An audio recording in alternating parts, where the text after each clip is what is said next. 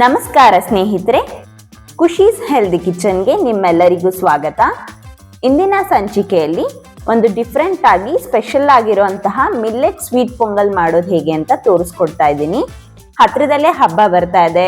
So ಈ ಹಬ್ಬದಲ್ಲಿ ಈ ಮಿಲ್ಲೆಟ್ ಸ್ವೀಟ್ ಪೊಂಗಲನ್ನು ಖಂಡಿತವಾಗ್ಲೂ ನೀವೆಲ್ಲರೂ ಟ್ರೈ ಮಾಡಿ. ನಿಮ್ಮ ಮನೇಲೂ ಕೂಡ ಎಲ್ಲರೂ ಇಷ್ಟಪಟ್ಟು ತಿಂತಾರೆ.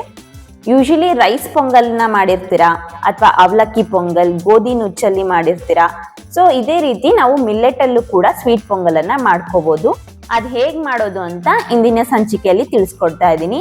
ಹಾಗೆ ಯಾರೆಲ್ಲ ಡಯಾಬಿಟಿಕ್ ಪೇಷಂಟ್ಸ್ ಇರ್ತೀರಾ, ಹಾಗೆ ಡಯಟ್ ಕಾನ್ಶಿಯಸ್ನೆಸ್ ಇರ್ತೀರಾ, ಅವರು ಕೂಡ ಈ ಮಿಲ್ಲೆಟ್ ಪೊಂಗಲನ್ನ ತಿನ್ಬೋದು. ತುಂಬಾನೇ ಟೇಸ್ಟಿ ಆಗಿರುತ್ತೆ, ಹಾಗೆ ಆರೋಗ್ಯಕ್ಕೂ ಕೂಡ ತುಂಬಾನೇ ಒಳ್ಳೆಯದು. ಸೊ ಈಗ ಸ್ವೀಟ್ ಪೊಂಗಲ್ ಮಾಡೋದು ಹೇಗೆ ಅಂತ ನೋಡೋಣ ಬನ್ನಿ. ಮಿಲ್ಲೆಟ್ ಸ್ವೀಟ್ ಪೊಂಗಲ್ ಮಾಡೋದಕ್ಕೆ ನಾನಿಲ್ಲಿ 1 ಗ್ಲಾಸ್ ಹೆಸರು ಬೇಳೆಯನ್ನು ತಗೊಂಡಿದ್ದೀನಿ.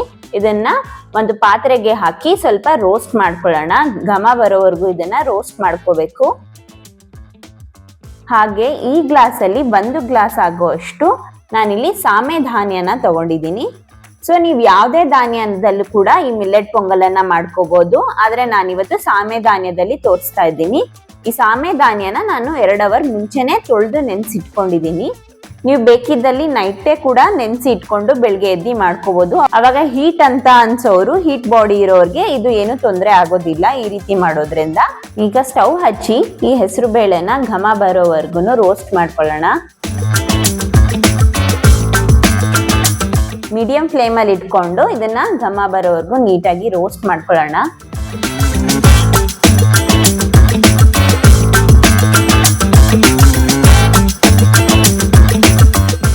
ಸೊ ಈಗ ಹೆಸರು ಬೇಳೆ ಹುರಿದಾಗಿದೆ, ಇದನ್ನ ಒಂದ್ ಸೈಡ್ಗೆ ಎತ್ತಿಟ್ಕೊಳ್ಳೋಣ.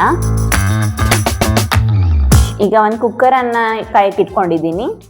ಈ ಕುಕ್ಕರಿಗೆ ನಾನೀಗ ಒಂದು 4 ಗ್ಲಾಸ್ ಆಗುವಷ್ಟು ನೀರನ್ನ ಹಾಕೊತಾ ಇದ್ದೀನಿ.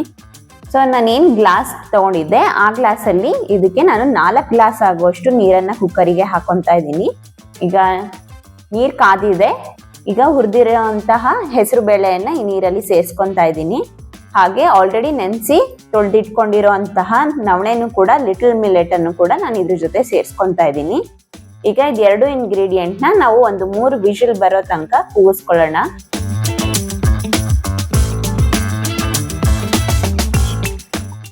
ಓಕೆ, ಈಗ 3 ವಿಷಲ್ ಕೂಗಿ ವಿಷಲ್ ಕಂಪ್ಲೀಟ್ ಆಗಿ ಇಳಿದಿದೆ.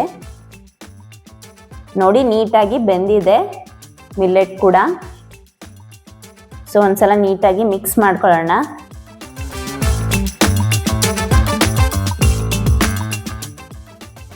ಓಕೆ, ಈಗ ಇದಕ್ಕೆ ಬೆಲ್ಲನ ಸೇರಿಸ್ಕೊಳ್ಳೋಣ.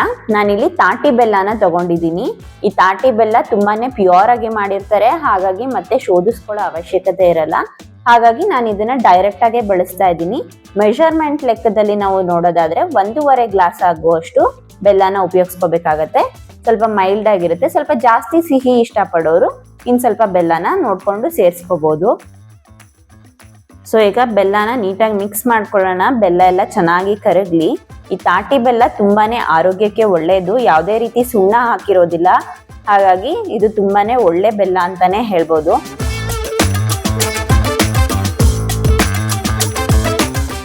ಈಗ ಇದಕ್ಕೆ ನಾನಿಲ್ಲಿ 1 ಗ್ಲಾಸ್ ಆಗುವಷ್ಟು ಹಾಲನ್ನ ಸೇರಿಸ್ಕೊತಾ ಇದ್ದೀನಿ.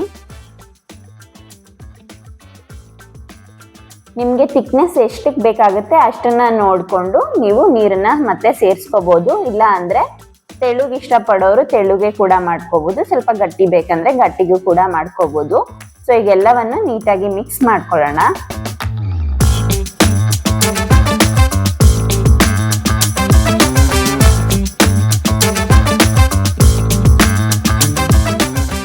ಸೊ ಈ ಮಿಲ್ಲೆಟ್ ಪೊಂಗಲ್ ಏನಾಗುತ್ತೆ ಅಂದ್ರೆ ತಣ್ಣಗಾಗ್ತಾ ಆಗ್ತಾ ತುಂಬಾ ಬೇಗ ಗಟ್ಟಿ ಆಗುತ್ತೆ. ಹಾಗಾಗಿ ಸ್ವಲ್ಪ ನಾನು ನೀರಿನ ಪ್ರಮಾಣ ಜಾಸ್ತಿನೇ ಹಾಕೊಂಡಿದ್ದೀನಿ. ಈಗ ಇದನ್ನ ಹೀಗೆ ಸಿಮ್ಮಲ್ಲಿ ಇಟ್ಕೊಂಡು ಬೇಯಕ್ಕೆ ಬಿಡೋಣ, ಬೆಲ್ಲ ಕರಗೋ ತನಕ. ಈಗ ಒಂದ್ ಕಡೆ ದ್ರಾಕ್ಷಿ ಗೋಡಂಬಿಯನ್ನ ಹುರ್ಕೊಳ್ಳೋಣ. ಸೊ ಈಗ ಒಂದು ಪ್ಯಾನ್ ಅನ್ನ ಕಾಯಕ್ಕೆ ಇಟ್ಕೊಂಡಿದ್ದೀನಿ. ಈಗ ಇದಕ್ಕೆ 1-2 ಸ್ಪೂನ್ ಆಗುವಷ್ಟು ತುಪ್ಪನ ಹಾಕೊಳ್ತಾ ಇದ್ದೀನಿ. ಸೊ ತುಪ್ಪ ಕಾದಿದೆ. ಇದಕ್ಕೆ 1-2 ಲವಂಗ ಫ್ಲೇವರಿಗೋಸ್ಕರ, ಗೋಡಂಬಿ ಹಾಗೂ ಬಾದಾಮಿಯನ್ನ ಹಾಕೊತಾ ಇದ್ದೀನಿ. ಹಾಗೆ ಸ್ವಲ್ಪ ಒಣ ದ್ರಾಕ್ಷಿಯನ್ನ ಹಾಕೊಂಡಿದ್ದೀನಿ. ಇದಿಷ್ಟನ್ನು ಚೆನ್ನಾಗಿ ಫ್ರೈ ಮಾಡ್ಕೊಳ್ಳೋಣ, ಸ್ವಲ್ಪ ಲೈಟ್ ಬ್ರೌನ್ ಬರೋ ತನಕ. ಸೊ ಈಗ ಇದಕ್ಕೆ ಒಣ ಕೊಬ್ಬರಿಯನ್ನು ಕೂಡ ಸೇರಿಸ್ಕೊತಾ ಇದ್ದೀನಿ. ತುಪ್ಪದಲ್ಲಿ ಹುರಿಯೋದ್ರಿಂದ ಒಣ ಕೊಬ್ಬರಿ ಘಮ ತುಂಬಾ ಚೆನ್ನಾಗಿ ಬರುತ್ತೆ. ಹಾಗಾಗಿ ನಾನು ತುಪ್ಪದಲ್ಲೇನೆ ಕೂಡ ಒಣ ಕೊಬ್ಬರಿಯನ್ನ ಸೇರಿಸ್ಕೊಂಡು ಹುರ್ಕೊತಾ ಇದ್ದೀನಿ.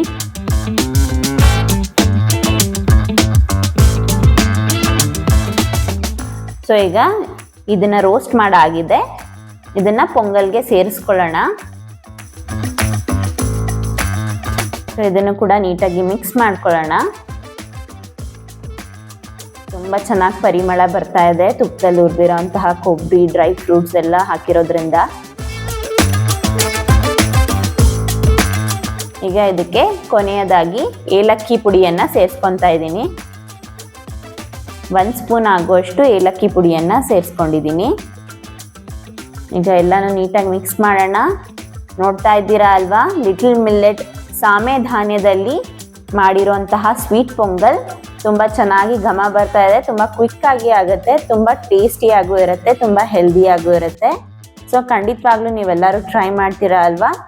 ಸೊ ಹಾಗಿದ್ರೆ ಈಗ ಪೊಂಗಲ್ ರೆಡಿ ಇದೆ, ಸರ್ವಿಂಗ್ ಬೌಲ್ಗೆ ಹಾಕೊಳ್ಳೋಣ ಬನ್ನಿ. ಸೊ ನೋಡಿದ್ರಲ್ವಾ ವೀಕ್ಷಕರೇ, ಎಷ್ಟು ಸೂಪರ್ ಆಗಿ ಸಿಂಪಲ್ ಆಗಿ ಮಿಲ್ಲೆಟ್ ಪೊಂಗಲ್ ಅನ್ನ ಮಾಡ್ಕೋಬಹುದು ಅಂತ. ಹಾಗಿದ್ರೆ ಇನ್ಯಾಕ್ ತಡ, ಈಗ ಹೇಗಿದ್ರು ಹಬ್ಬ ಬರ್ತಾ ಇದೆ, ನೀವು ಕೂಡ ಟ್ರೈ ಮಾಡಿ, ಟೇಸ್ಟ್ ಮಾಡಿ ಹೇಗಾಯ್ತು ಅಂತ ಕಮೆಂಟ್ ಮಾಡಿ ತಿಳಿಸಿ. ವಿಡಿಯೋ ಇಷ್ಟ ಆಗಿದ್ದಲ್ಲಿ ಲೈಕ್ ಮಾಡೋದನ್ನ ಮರಿಬೇಡಿ, ಹಾಗೂ ನಿಮ್ಮ ಫ್ಯಾಮಿಲಿ ಅಂಡ್ ಫ್ರೆಂಡ್ಸ್ಗೂ ಕೂಡ ಶೇರ್ ಮಾಡಿ. ಧನ್ಯವಾದಗಳು.